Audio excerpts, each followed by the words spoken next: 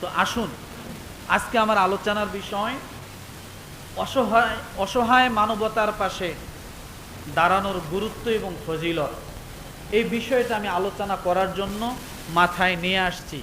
জানি না আপনাদের এই বিষয়টা জানার প্রয়োজন আছে কিনা। আছে? বিষয়টা কি? অসহায় মানুষের পাশে দাঁড়ানোর গুরুত্ব ও ফজিলত। তাহলে আমরা এই বিষয়টা আজকে আলোচনা করব ইনশাআল্লাহ। আর এখান থেকে আমরা যা আলোচনা শুনব তার জন্য আমাদের জীবনে বাস্তবায়ন করার জন্য সে নিয়তটা আমাদের পরিপূর্ণ থাকে। পারবো? আসুন, আল্লাহ পাক রব্বুল আলামিন বলেন সূরা নিসা আয়াত নাম্বার 124। কত? কোন সূরা? আল্লাহ পাক রব্বুল আলামিন বলেন ওয়া মান ইয়া'মাল মিনাস সালিহাতি মিন যাকারিন আও উনসা ওয়া হুয়া মুমিনুন ফাউলাইকা ইয়াদখুলুনাল জান্নাতা ওয়া লা ইউযলামুনা নাকিরা। একসঙ্গে হবে আল্লাহ পাক রব্বুল আলামিন ডাক দিয়ে বলেন সূরা নিসার 124 নম্বর আয়াত, আর যে ব্যক্তি সৎ কাজ করবে সে পুরুষ অথবা নারী হোক না কেন। রব্বুল আলামিন এই আয়াতের আলোকে শুধু পুরুষকে আল্লাহ বললেন না, রব্বুল আলামিন নারীদেরকেও পুরুষের সঙ্গে শামিল করে নিয়ে আসলেন। আল্লাহ পাক রব্বুল আলামিন বলেন আর যে ব্যক্তি সৎ কাজ করবে ওমাইয়ামাল মিনাস সালিহাত মিন যাকারিন আও উনসা, যে পুরুষ হোক অথবা নারী হোক, যদি সে মুমিন হয়ে থাকে। কি হয়ে থাকে? কথা বলেন। যদি সে মুমিন হয়ে থাকে তবে এরূপ লোক জান্নাতে প্রবেশ করবে এবং তাদের প্রতি সামান্য পরিমাণও জুলুম করা হবে না। ওমাইয়ামাল মিনাস সালিহাত, এক নম্বরে কাজ হলো যে সৎ কাজ করবে। কি কাজ? কি কাজ? একটি কাজ বুঝেন। এক নম্বরে কাজ হলো যে সৎ কাজ করবে। কে সে সৎ কাজ করবে? রব্বুল আলামিন বলেন মিন যাকার, পুরুষ, আও উনসা, এবং নারী। এই দুইয়ের মধ্যে যারা সৎ কাজ করবে রব্বুল আলামিন ডাক দিয়ে বলেন এই সৎ কাজের ক্ষেত্রে একটা শর্ত হলো তাদের মুমিন হতে হবে। কি হতে হবে? মুমিন হতে হবে। ওয়া হুয়া মুমিনুন, তারা যদি মুমিন হয় আর সৎ কাজ করে নারী এবং পুরুষ, আল্লাহ বলেন ফাউলাইকা ইয়াদখুলুনাল জান্নাতা, আল্লাহ বলেন অতঃপর আমি আল্লাহ তাআলা তাদেরকে জান্নাতে প্রবেশ করায় দিব। ওয়ালা ইউযলামুনা নাকিরা, আল্লাহ বলেন ওয়ালা ইউযলামুনা নাকিরা, তাদের প্রতি সামান্যতম নিম্নতম পরিমাণও আমি আল্লাহ জুলুম করব না। কি করব না? তাদের যা প্রাপ্য তারা অবশ্যই সেটা পাবে। সামান্যতম নিম্নতম কোনো জুলুম করব না। এখানে একটা ব্যাখ্যা আমি করে দিয়ে যাই, তাহলে বুঝতে সহজ হবে। নিম্নতম কেন বললাম, সামান্যতম কেন বললাম? ওয়ালা ইউযলামুনা নাকিরা, দেখেন আল্লাহ কোন জায়গার কথাটা উদাহরণ দিয়ে আপনাদেরকে বুঝাচ্ছেন। এই নাকিরা এটা সামান্য বলতে কি বুঝায়? আচ্ছা একটা জিনিস বুঝি, মশা আছে না, 20 মণ মশার দাম কত? আছে? কথা বলে না। 100 মণ মশার দাম কত জানা আছে? না, জানা নাই। তার মানে ওর কোনো মূল্য নাই। আল্লাহ সেই মশার কথা কোরআনুল কারিমে উল্লেখ করে আমাদেরকে শিক্ষা দিয়েছেন বোঝার জন্য, মিসাল দিয়েছেন। কি দিয়েছেন? আর ওয়ালা ইউজলামুনা নাকিরা, এই নাকির শব্দের অর্থটা কি? এই নাকির শব্দের অর্থ হলো, আমরা খেজুর খাই না? কে কে খাইছেন? জীবনে কোনোদিন খান নাই এমন কে আছেন? অনেকে হাত উঠায়। খান নাই খেজুর জীবনে কোনোদিন? খেজুর খেয়েছেন, বোঝেন। খেজুরের উপর থেকে, খেজুর কি বিচি সহ খায়? খেজুরের উপরের দানাগুলো খায়। তো আপনি যখন খেজুরটা ছুলাইছেন খাওয়ার জন্য, গভীর খেয়াল করেন, এবার খেজুরের মাথাটা খেজুরে লাগান। ওই সময় ওই খেজুরের দানা আর হলো বিচি, এর মাঝখানে একটা পাতলা আবরণ আছে না নাই? পাতলা একটা আবরণ আছে। কেমন? কালো? কেমন? হ্যাঁ জানি, এবার বুঝছি আপনারা খেজুর খাইছেন। কি আছে? পাতলা একটা আবরণ, সাদা। আচ্ছা, খেজুরের ওই সাদা আবরণটা যদি 50 টন একখানে করা হয়, কত টাকা দাম হবে? দাম হবে? ওইটাকে আমরা কখনো খাই? খাই না। ওটার প্রতি কখনো মনোযোগ দেই? মনে করেন খেজুরের উপরের লালটা উঠে গেছে, যেটা আমাদের খাদ্য উঠে গেছে, এখন শুধু বিচির উপরে ওই সাদা আবরণটা আছে। যদি কেউ বলে যে এটা 1 টাকা কেজি, নিব? ওটা নিয়ে কি করব? ওটা তো কোনো মূল্য নাই। ওয়ালা ইউজলামুনা নাকিরা, আল্লাহ বলেন ওই যে অদামি একটা সাদা খেজুরের উপরের আবরণ, ওটার যেমন কোনো দাম নাই, তোমাদের কাছে কোনো মূল্যই নাই, ওই পরিমাণও আমি আল্লাহ তোমাদের উপর কোনো জুলুম করব না। ওয়ালা ইউজলামুনা নাকিরা, আল্লাহ বলেন ওই পরিমাণও আমি আল্লাহ তোমাদের উপরে কি করব না? জুলুম করব না। আমার ভাইরা,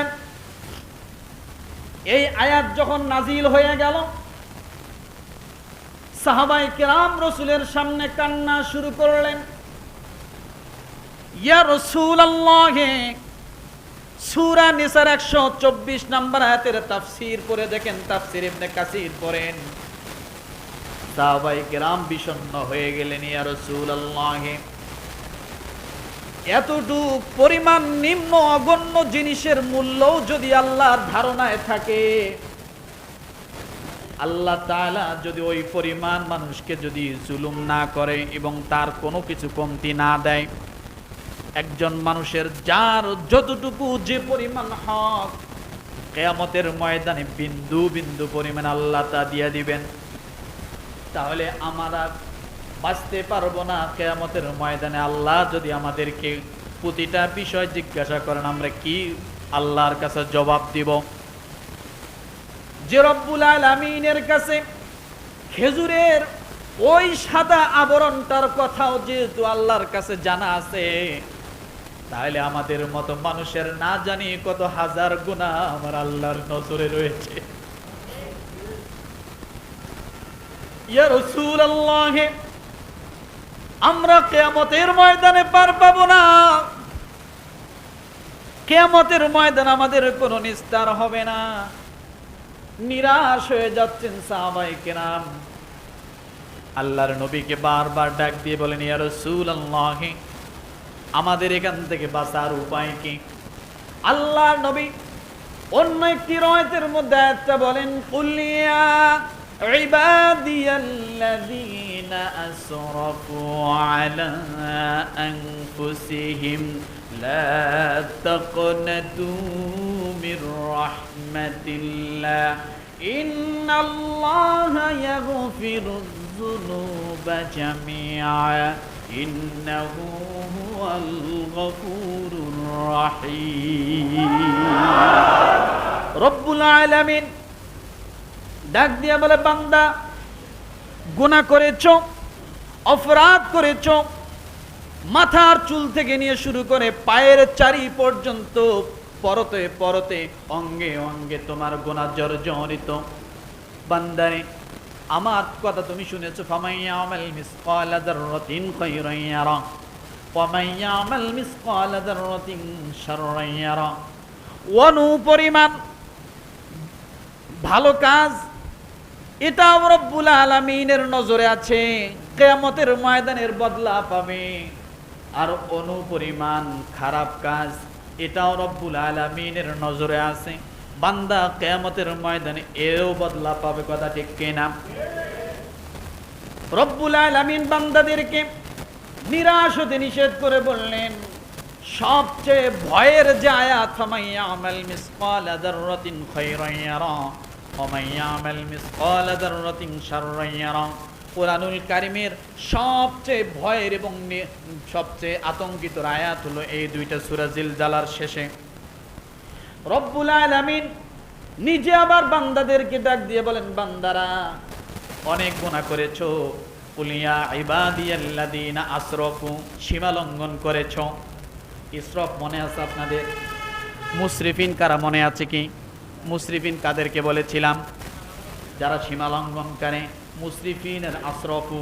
আল্লাহ বলেন, ও বান্দারা যারা সীমা লঙ্ঘন করেছ, বাড়াবাড়ি করেছ, অন্যায় করেছ, জুলুম করেছ, নফসের প্রতি জুলুম করেছ, গুনাহ করে ফেলেছ, আল্লাহ বলেন আসরাফু আলা আনফুসিহিম লা তাকনাতু মির রাহমাতিল্লাহ। বান্দারে আমি আল্লাহর রহমত থেকে তুমি কখনো নিরাশ হইও না। ইন্নাল্লাহা ইয়াগফিরুয যুনুবা জামিআ ইন্নাহু হুয়াল গফুরুর রহিম। আল্লাহ বলে, বান্দারে অসংখ্য গুনাহ করেছো, গুনার দিকে তাকাইলে জাহান্নাম ছাড়া কোনো পথ পাও না, ফিরে আসতে পারতেছো না যে আমি তো জাহান্নামে হয়ে গেছি, আর ফিরে যেয়ে কি হবে? আল্লাহ বলে, বান্দারে তোমার জন্য আমি আল্লাহ মেসেজ পাঠালাম, ট্যাক্স করলাম, ফ্যালেক্স করলাম, বান্দা তোমার জন্য আমি প্রেসক্রিপশন দিয়ে দিলাম। বান্দা তুমি এখনো যদি তুমি ফিরে আসতে পারো আর অনুতপ্ত অনুশোচনা হইতে পারো, আমি আল্লাহ তাআলা সঙ্গে সঙ্গে তোমার জন্য উলাইকা হুমুল ওয়ারিসুন আল্লাযীনা ইয়ারিসুনাল ফিরদাউসা হুম ফিহা খালিদুন। আল্লাহ বলে, বান্দারে যখনই তুমি ফিরে আসবা, ফিরে আসার দায়িত্ব তোমার, মনটা ঘোরানোর দায়িত্ব তোমার, সামনে দৌড়ানোর দায়িত্ব তোমার, আমার দিকে পা বাড়ানোর দায়িত্ব তোমার। আমি আল্লাহ তাআলা সঙ্গে সঙ্গে আমার কুদরতি হাত দিয়া আমার জান্নাতের মধ্যে তোমাকে ঢুকাইয়া দিব। ওয়াল্লাযীনা জাহাদু ফিনা লানাহদিয়ান্নাহুম সুবুলানা ওয়া ইন্নাল্লাহা লামাআল মুহসিনিন। আল্লাহ বলেন, যখনই আপনি ফিরে আসবেন আল্লাহর পথে, যখন আপনি দৌড় দিবেন আল্লাহর পথে, আল্লাহ বলেন আমি আল্লাহ তাআলা তোমার জিন্দেগীর সব গুনাহ মাফ করে দিয়ে আমি আল্লাহর নিকটবর্তী, তোমাকে মুহসিন বান্দা হিসেবে আমি আল্লাহ কবুল করে নিলাম। তাহলে আমাদের কর্তব্য, আমাদের দায়িত্ব কি? গুনার দিক থেকে মুখটা কি ফিরে নেওয়া। আপনার কাজ হলো ফিরে আসা, বাকি ব্যবস্থা আপনার গন্তব্য স্থানে পৌঁছে দেওয়ার দায়িত্ব আমার আল্লাহর। কার বলে? কার? আল্লাহর। এই জন্য রব্বুল আলামিন বলেন, ফাউলাইকা ইয়াদখুলুনাল জান্নাতা ওয়ালা ইউযলামুনা নাকিরা। আল্লাহ বলেন তাদেরকে আমি জান্নাতে প্রবেশ করাবো, ওয়ালা ইউযলামুনা নাকিরা, সামান্যতম নিম্নতম পরিমাণ আমি আল্লাহ তাদের প্রতি কোনো জুলুম করব না। তাহলে কাজ হলো একটা, কি কাজ? কি কাজ বলেছিলাম? আমলে সালেহ করা। কি করা? এক কথায় বাংলা ভাষায় যেটা আমরা বুঝি, নেক কাজ করা। কি করা বলেন? এখানে কি নামাজের কথা আছে? হজের কথা আছে? জাকাতের কথা আছে? কিসের কথা আছে? নেক কাজ। নেক কাজ ওই কাজকে বলা হয়, বুঝেন, আমলে সালেহ ওই কাজকে বলা হয় সমস্ত ফরজ হুকুম থেকে শুরু করে সমস্ত মুবাহ পর্যন্ত যত আমল আছে, সমস্ত ফরজ হুকুম থেকে শুরু করে সমস্ত মুস্তাহাব পর্যায়ে যত আমল আছে, সমস্ত আমলকে একত্রিত ভাষায় বলা হয় আমলে সালেহ। কি বলা হয়? কি বলা হয়?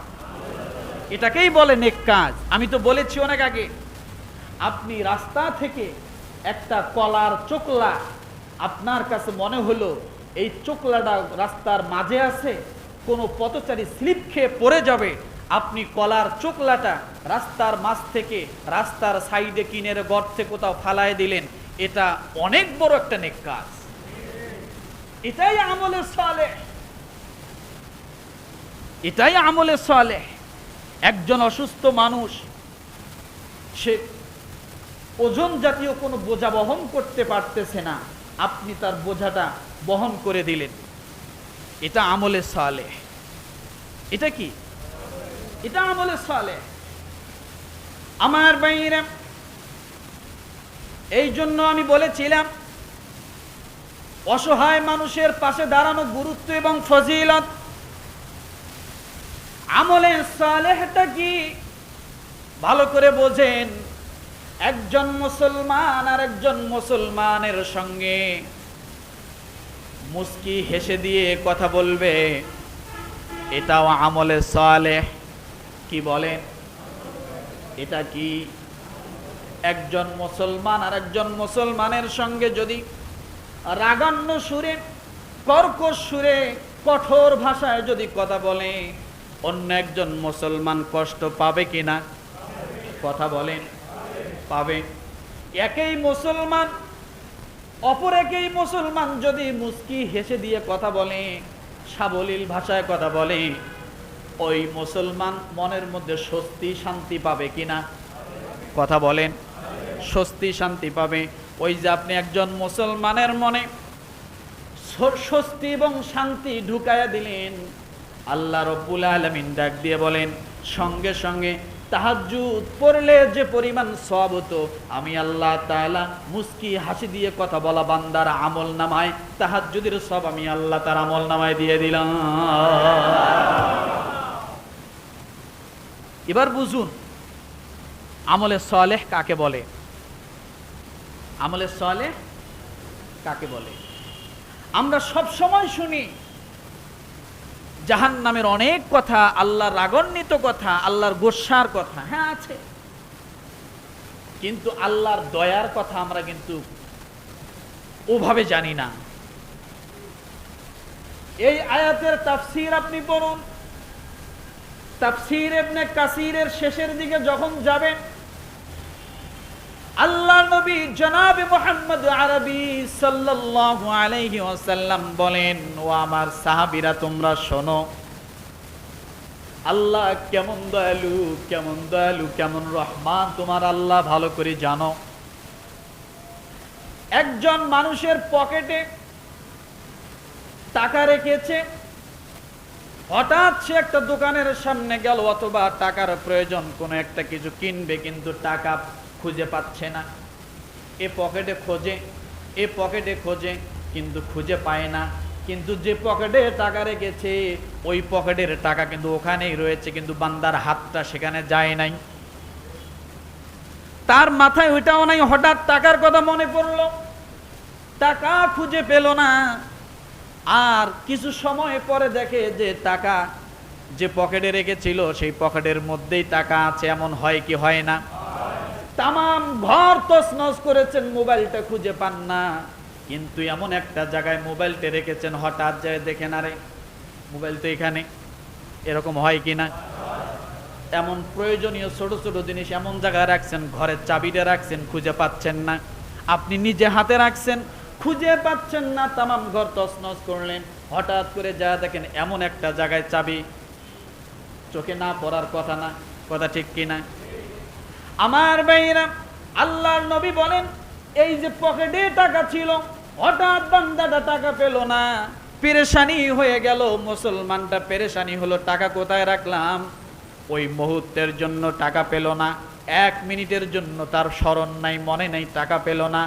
আল্লাহর হাবিব ডাক দিয়ে বলেন, আমার আল্লাহ তাআলা ওই সামান্য পেরেশানির কারণে আমার আল্লাহ আমার উম্মতের জীবনের গুনাহগুলো মাফ করে দেয়।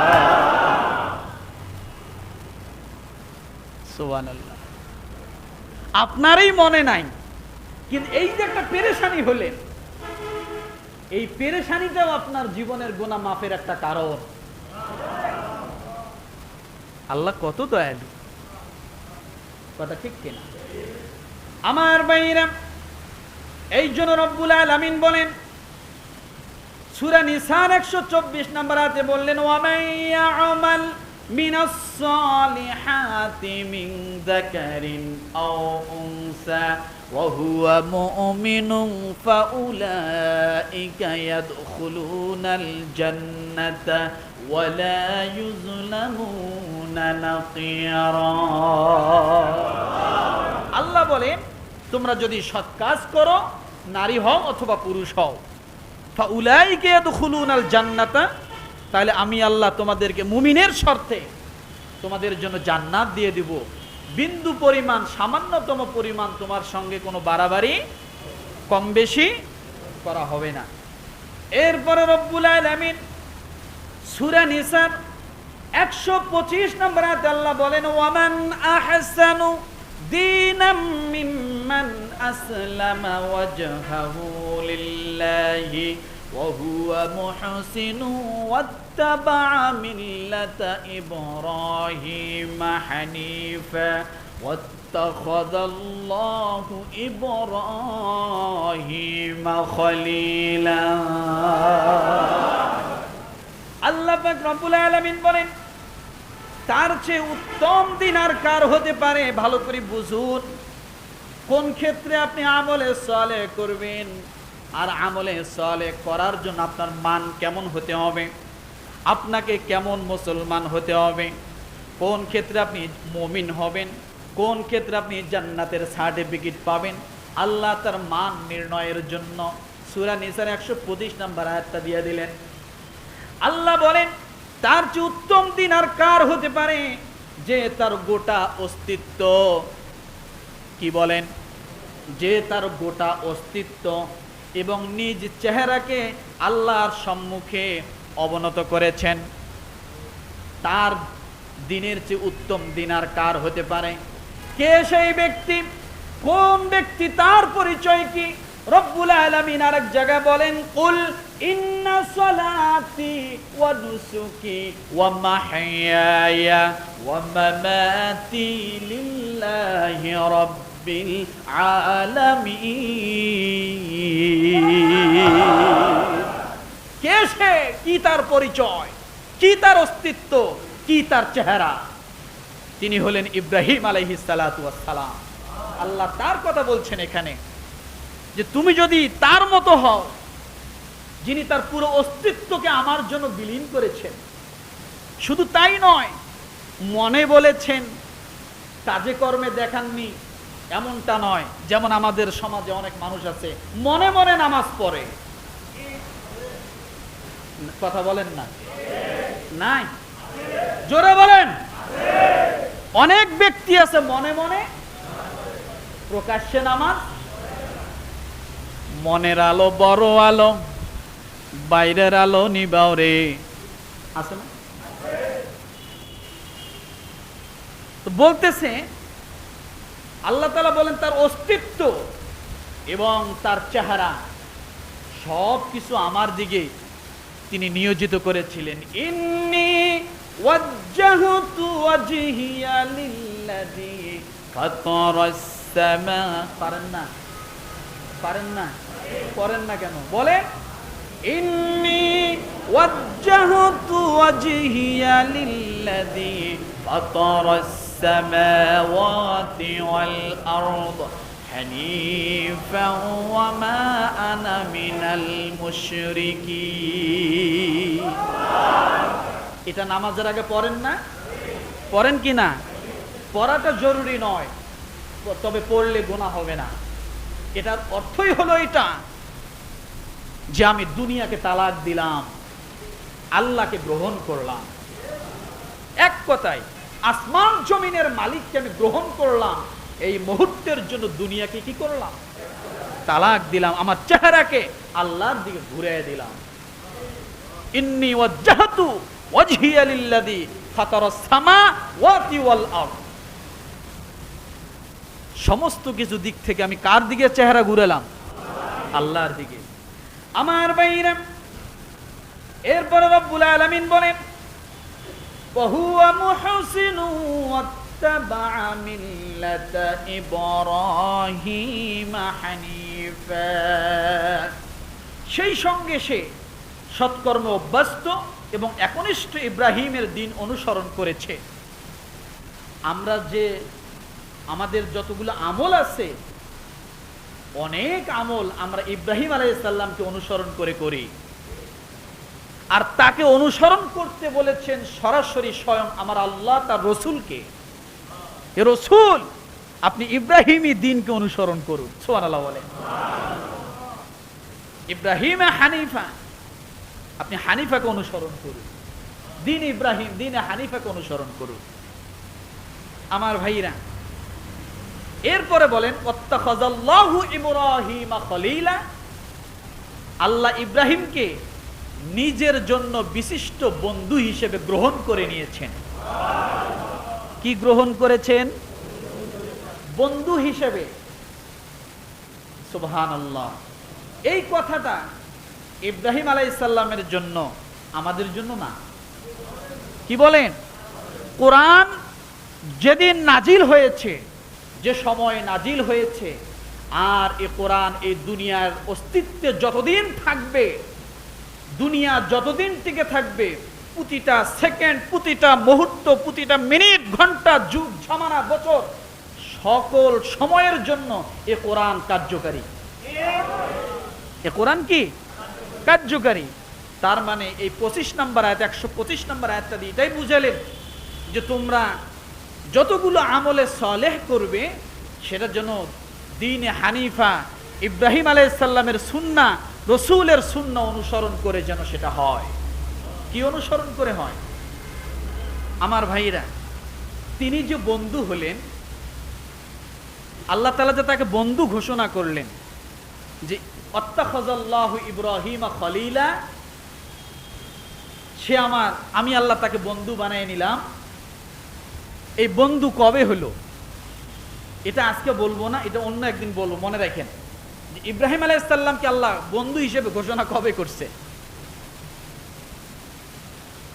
মূল কথা হলো আমরা সেই বন্ধু হতে চাই। কথা ঠিক কিনা? তা আমি একটু বলি, যদিও এটা ইসরায়েলি বর্ণনা, তো এখান থেকে আমাদের একটা শিক্ষা আছে। সেটা হলো ইব্রাহিম আলাইহিস সালাম, তার পরিবারে খাবারের সংকট দেখা দেয়। তিনি অন্য কোনো এক জায়গায় তার এক ঘনিষ্ঠ পরিচিত বন্ধু, ঘনিষ্ঠ পরিচিত ব্যক্তি তার কাছে গেলেন, পরিবারকে বলে গেলেন আমি তার কাছ থেকে কিছু মাল নিয়ে আসি, সম্পদ নিয়ে আসি, যেগুলো বিক্রি করে আমার সংসার পরিবার বাঁচাবো। কিন্তু যখন ওই এলাকায় তিনি গেলেন ইব্রাহিম আলাইহিস সালাম, এটা ইসরায়েলি বর্ণনা, বারবার বলছি, শুধু এখান থেকে আমরা একটা শিক্ষা নেব। তো যাওয়ার পরে দেখে যে তার বন্ধুর অবস্থা নিজেরই শোচনীয়। বন্ধুর অবস্থা কি? যার কাছে কিছু পাওয়ার জন্য গেছে, তার নিজেরই কি অবস্থা শোচনীয়। তখন তিনি ওখান থেকে ফিরে আসলেন, কিন্তু আসতেছে আর রাস্তায় চিন্তা করতেছে আমার পরিবার তো আমার হাতে বাজার বা আমার হাতে কিছু খাদ্য সামগ্রী পাওয়ার জন্য আশায় তাকিয়ে আছে। এখন আমি খালি হাতে আমার পরিবারের কাছে কেমনে যাব? কি বুঝ দিব আমার পরিবার সন্তানদেরকে? কি বুঝ দিব? ইব্রাহিম আলাইহিস সালাম তার নিজ গ্রামে ঢোকার আগে একটা বিশাল বালুর স্তূপ দেখতে পেলেন। দেখার পরে ওই যে তার হাতে যে খালি বস্তা ছিল, ওই খালি বস্তার মাঝে কিছু বালু ভর্তি করে নিয়ে গেলেন, যে এইটা নিয়ে যাব, ঘরের কোনায় এক জায়গায় ঢাকে রাখবো, অন্তত যাবার সময় পরিবার জন্য দেখে যে আমার ঘরে বা আমার কাছে কিছু কি আছে, কিছু দ্রব্য আছে, যেগুলা দেখে আমার পরিবার কি হবে, একটু সান্ত্বনা পাবে, যে যা কিছু হলেও মনে হয় খাবার কিছু নিয়ে আসছে। তো তিনি বালু ভর্তি করে বস্তায় করে মাথায় করে নিয়ে আসলেন। আসার পরে কিন্তু বস্তায় কি আছে কে জানে? ইব্রাহিম আলাইহিস সালাম জানে না, আল্লাহ জানে না। উনি বস্তা এক ঘরের কিনারে রাখলেন, যে পরিবার যেন এসে না খোলে, আছে কিছু, এইটাই যেন তারা সান্ত্বনা পায় যে কিছু একটা নিয়ে আসছে। আমার ভাইরা, উনি ক্লান্ত শরীর, উনি ঘুমায়ে পড়ছেন। ইব্রাহিম আলাইহিস সালামের বিবি তিনি এবার চিন্তা করলেন যে বস্তায় জানি না জানি কি নিয়ে আসলো। আমাদের মতো আমরা যখন বাড়িতে যাই, আপনারা যখন বাড়িতে যান, ব্যাগটা কি আপনারাই খোলেন না বাড়িওয়ালাই খোলে? বাড়িওয়ালি খোলে না? আর বাড়িওয়ালির আগে তো বাচ্চারা ইয়ে টানাটানি করে, কথা ঠিক না? আব্বু কি আনছে? তো ইব্রাহিম আলাইহিস সালাম যখন ঘুমিয়ে পড়ছেন, ওনার বিবি তখন ওই বস্তার কাছে যায় বলতেছে, দেখি কি নিয়ে আসছে। বস্তা যখন খুলেছেন, খোলার পরে দেখে ধপধপে সাদা আটা বস্তার ভিতরে। আগামীকাল বললেন, আর এখন না বলতে পারলে তাহলে বাড়িতে যায় ভাবি সহ একসাথে বলি। বস্তা যখন খুলছে কি পাইছে? এবার বস্তা থেকে আটা নিয়ে রুটি মুটি বানায় একেবারে গোস্ত মোস্ত সব কিছু ভুনা করে রেডি করে রেডি। ইব্রাহিম আলাইহিস সালাম ঘুম থেকে উঠবে, তার সামনে খাবার দিবে। বললেন না কেন? মানে আপনাদেরকে এরকম করে না মনে হয়? করে। ইব্রাহিম আলাইহিস সালাম ঘুম থেকে উঠে দেখে সামনে খাবার, রুটি। অন্যদিন যদি 4-5টা থাকতো, আজকে বিশাল কাপাল দেওয়া। এত রুটি কোথা থেকে আসলো? ইব্রাহিম আলাইহিস সালাতু ওয়াস সালাম বিবিকে ডাক দিয়ে বললেন, এত রুটি? বলল, কেন, আপনি জানেন না? না, আমি তো জানি না। রুটি কোথায় পেলে? কয়, কেন আপনি আটা আনছেন জানেন না যে আপনার বন্ধুর কাছ থেকে? কার কাছ থেকে? আপনার বন্ধুর কাছ থেকে আটা নিয়ে আসছেন, আপনি জানেন না? ইব্রাহিম আলাইহিস সালাম কত বিচক্ষণ মানুষ, আল্লাহ তাকে কত জ্ঞান দিয়েছেন। এই কথা যখনই বিবির মুখ থেকে শুনেছেন, তখনই তিনি বললেন, আলহামদুলিল্লাহ, হ্যাঁ, আমার বন্ধু আমাকে খালি হাতে ফেরায় নাই। সুবহানাল্লাহ বলেন, আরো জোরে বলেন। হ্যাঁ, আমার বন্ধু আমাকে খালি হাতে ফেরায় নাই। যখন এই কথা বলেছেন, রব্বুল আলামিন তাকে উপাধি দিলেন, ওয়াত্তাখাযাল্লাহু ইব্রাহিম খলিলা। ইব্রাহিম, তুমি যদি আমাকে বন্ধু বানাইতে পারো, আমি আল্লাহ তাআলা আমার জন্য, আমি আল্লাহ তোমাকেও বন্ধু বানায় নিলাম। আমার ভাইরা, তাওয়াক্কুল কাকে বলে এটা বোঝার জন্য বললাম। সব জায়গায় আমরা হতাশ হতে নাই।